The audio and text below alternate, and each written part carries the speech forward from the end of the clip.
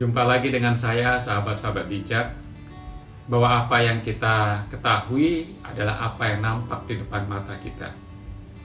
Tapi kita sudah belajar bahwa apa yang nampak di depan mata kerap kali bisa mengelabui kita. Itu bukanlah realitas yang sejati. Karena apa yang nampak seperti mempesona kita. Kerap kali kita dimanipulasi melalui media sosial sebagai contoh, bahwa nampak begitu mempesona atau mengesankan, tapi realitas yang sejati sebenarnya bertolak belakang dari apa yang nampak di depan mata kita. Oleh karena itu, kita harus melihat bukan hanya yang nampak, tapi yang real. Dan antara yang nampak dan real bertumpu di dalam hati yang paling dalam. Nah, apa yang kita ketahui biasanya adalah dari warisan atau pengetahuan yang diturunkan kepada kita.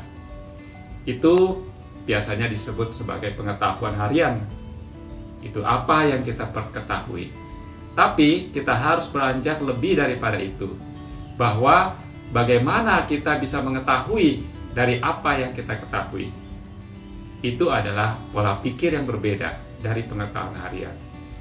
Kemudian, lebih daripada itu adalah kita harus memahami mengapa kita bisa mengetahui dari apa dan bagaimana kita bisa mengetahui. Dan kemudian kita harus berpikir lagi tentang apa artinya daripada sesuatu yang kita ketahui.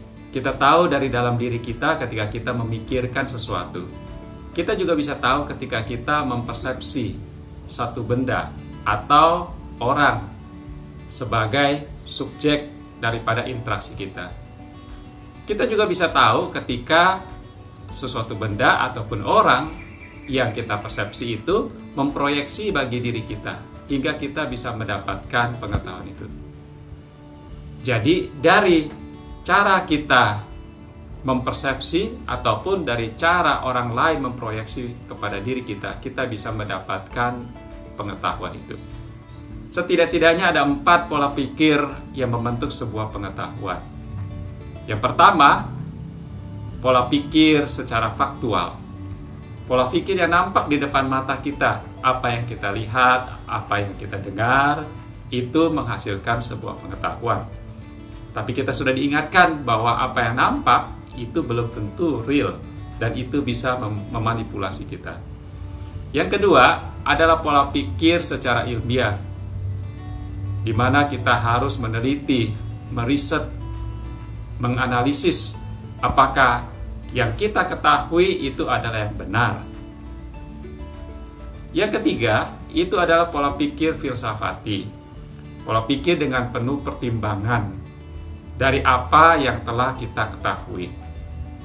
Itulah berbicara tentang mengapa kita bisa tahu tentang pengetahuan tersebut. Dan lebih daripada ketiga pola pikir itu adalah pola pikir secara religius.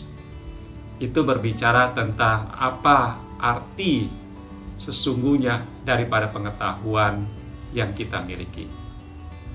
Ingat bahwa pengetahuan apapun ada ujungnya, ada tapal batasnya. Tapi pengetahuan yang di luar tapal batas itu adalah pengetahuan religius. Sahabat-sahabat bijak, mari kita menyikapi dengan pola pikir yang berbeda seorang dengan yang lain. Biarlah bertambah hari, tambah belajar, kita menjadi semakin bijak.